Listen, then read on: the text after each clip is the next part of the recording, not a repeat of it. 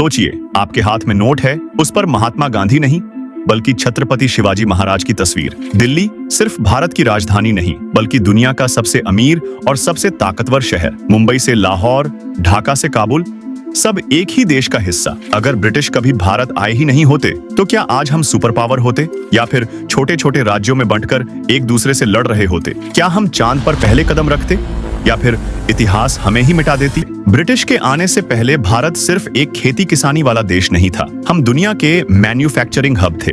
सिर्फ बंगाल की बुनाई इतनी शक्तिशाली थी कि यूरोप की टेक्सटाइल इंडस्ट्री को पूरी तरह खत्म कर सकती थी। कहा जाता है एक समय भारत के पास दुनिया का सबसे बड़ा सोने का भंडार था, इतना कि मुगल दरबार में कर वसूलने के लिए तौल का इस्तेमाल नहीं, गहनों के ढेर लगाए जाते थे। अगर ब्रिटिश लूटपाट, कर वसूली और हमारे उद्योगों को बंद करने जैसी नीतियां न अपनाते तो आज तस्वीर कुछ और होती। शायद मुंबई और कोलकाता आज के न्यूयॉर्क और टोक्यो से भी आगे होते। शायद दुनिया की सबसे बड़ी बैंकिंग इंडस्ट्री दिल्ली में होती और हमारे पास दुनिया की सबसे तेज रेलवे नेटवर्क जो हमने खुद बनाया होता। तकनीक में भी हम पीछे नहीं रहते। हमारे व्यापारी, पारसी शिपिंग कंपनियां, बंगाली उद्योगपति और दक्षिण के मसाला व्यापारी पहले से ही अंतर्राष्ट्रीय स्तर पर व्यापार कर रहे थे। औद्योगिक क्रांति में यूरोप को बढ़त लेने का मौका शायद कभी मिलता ही नहीं, क्योंकि भारत खुद उसका नेतृत्व करता। लेकिन ये सब एक बड़ी शर्त पर टिका था कि हम एकजुट रहते और अपने संसाधनों का दोहन खुद करते, क्योंकि अगर राजनीतिक अस्थिरता रहती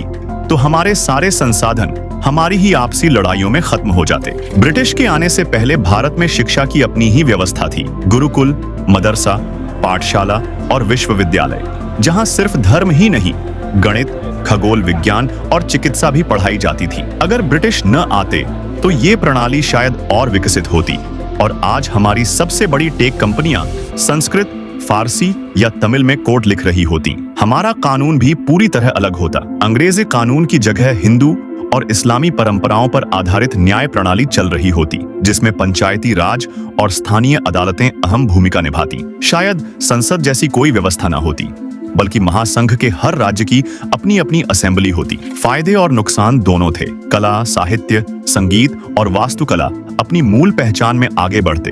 त्योहार और भाषाएं और गहरी होती, लेकिन जातिगत भेदभाव, महिला अधिकारों की कमी और सामाजिक असमानता जैसी समस्याएं शायद ज्यादा देर तक बनी रहती, क्योंकि कुछ जरूरी सुधार धीमे आते। यानी हमारी संस्कृति में एक और अधिक गहराई और मौलिकता होती, लेकिन सामाजिक प्रगति की रफ्तार शायद थोड़ी कम रहती। अब सोचिए, साल 2025 है, लेकिन वो 2025 जिसमें ब्रिटिश कभी आए ही नहीं थे। चमचमाता आर्थिक और सांस्कृतिक केंद्र, गगनचुंबी इमारतों के बीच